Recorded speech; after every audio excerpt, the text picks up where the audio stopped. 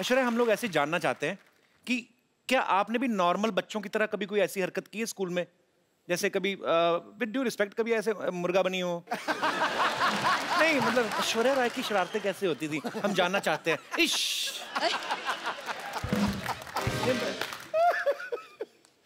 अब क्या बोलूं, इसका क्या जवाब? कभी स्कूल में शरारत नहीं करते थे आप? ज्यादा नहीं किया है सिंह, नहीं किया होगा। नहीं, ज्यादा नहीं किया है मैंने। हाउ स्वीट, ज्यादा नहीं किया, थोड़ा सा भी नहीं किया है। शरारती होते नहीं बच्चे, नहीं उसे पता हमें मिस वर्ल्ड बनना है। नहीं नहीं, हमारे जैसे सोच लेते बड़े होके पापा बनना है, फिर ऐसी शरारतें करते हैं। मैंने ये इसलिए पूछा कि कई बार बच्चे चिपका देते ना चिंगम खा के स्कूल के, जैसे ये दिनेश है ना अपना, हाँ। ये रोज ना चिंगम खा के स्कूल में छुट्टी होती थी डेस्क के नीचे चिपका जाता था, हाँ। फिर वापस आया सुबह वही खाता था, 3-3 महीने एक चिंगम। हाँ तो बेटे मुंह तेरे बोलिए ना यार। आप लोगों के साथ ऐसी चीजें होती जैसे हमारे रिमोट में सेल वीक हो जाता तो हम ऐसे पटक पटक के चलाते हैं? हाँ तो ऐसे कर लेते हैं हम। होता है ऐसे? ऑफ कोर्स होता है। Wow, we are same. ये भी कोई ऐसे मतलब कभी चावल खाते खाते मुंह में कंकड़ आ गया? कंकड़ आ जाता है। आता है? हाँ सेम।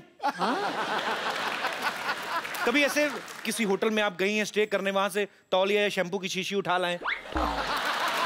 नहीं, ऐसा नहीं होता। आप ऐसा करते हैं? हम तो करते हैं।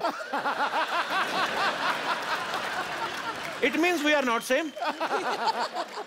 मैंने बच्चन साहब से एक बार पूछा था, सर ऐसे नहाते नहाते कभी कभी हमारा साबुन गिर जाता ना, नीचे गिर गया, तो अब पता कोई देख तो रहा नहीं, फिर आदमी ना ऊपर से मुंह पे लगा तो फिर ढूंढता है आदमी साबुन, तो ढूंढ के निकालता है। तो मैंने बच्चन साहब से पूछा, मैंने कहा क्या सर आपके साथ ऐसा होता है? कहते रोज होता है मेरे साथ, मेरा साबुन टूट जाता है।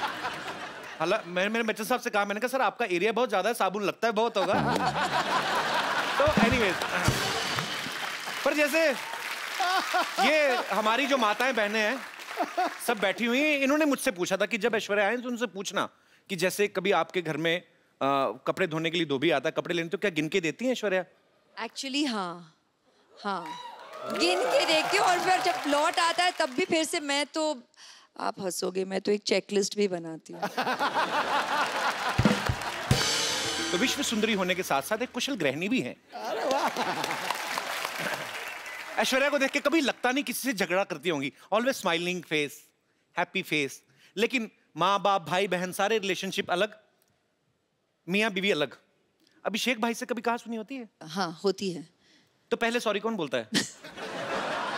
ये कौन सी पूछने वाली बात है, वही बोलते होंगे, तो इसमें क्या पूछने वाली बात है? चक्कर ही नहीं, हम ही बोलते हैं जी, जल्दी बोल देते हैं और खत्म कर लेते हैं बात। आप ही बोल देते हैं? हाँ। इतनी सुंदर वाइफ और सॉरी भी बोले, ये तो खुदा का कहर है। आपकी शादी को 9 साल हो गए ना? हाँ, अभी हाल ही में आपकी एनिवर्सरी थी, हाँ। आप मालदीव्स गए थे? नहीं, वो उनकी बर्थडे के लिए। अच्छा। एनिवर्सरी पे हम यहीं थे। अच्छा, बड़े लोग देख लो बर्थडे मनाने मालदीव्स चले जाते हैं। हाँ। हमारे एनिवर्सरी भी होती है ना, ज्यादा ज्यादा मुंबई से 2 किलोमीटर दूर लोनावला चले जाते हैं, उधर भी कमरे बुक होते हैं, चिक्की खा के वापस आ जाते हैं। सर जी, हमारी एनिवर्सरी पे हम घर पे ही थे। अच्छा हाँ। तो आपका घर भी स्विट्जरलैंड से कम थोड़ी ना है।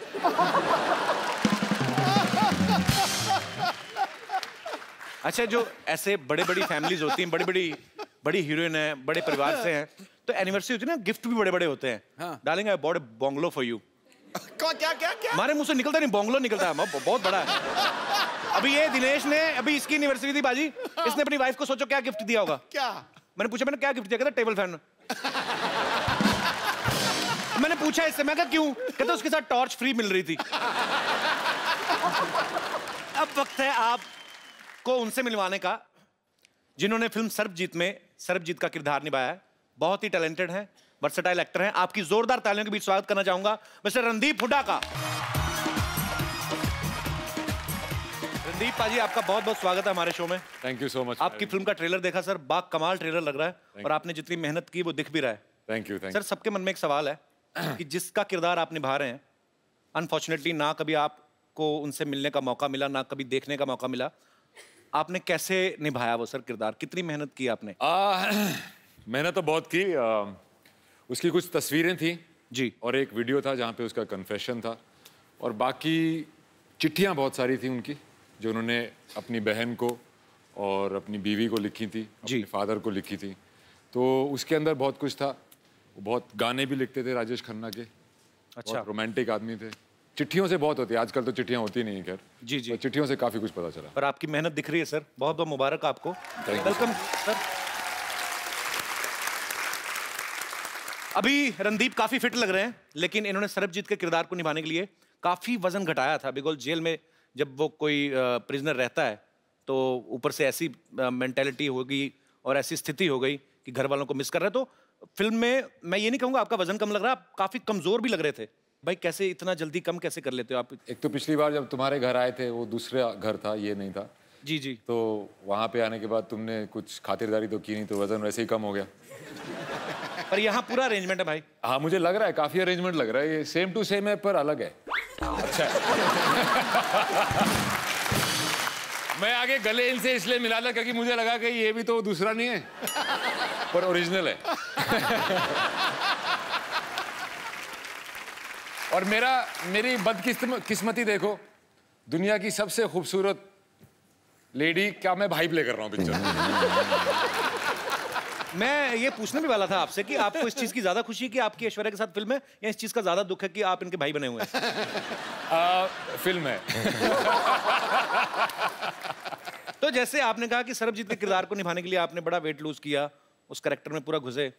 ऐश्वर्या के भाई बनने के लिए भी कुछ स्पेशल ट्रेनिंग ली, राखी वाकी बंधवाई कि नहीं ऐसे? हाँ राखी पिक्चर में भी बंधवाई।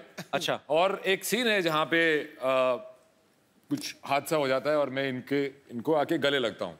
ओके। तो उसमें मैंने पहली बार जब स्क्रिप्ट पढ़ी तभी मैंने सोचा था यार कैसे गले मिलूंगा कि भाई लगे।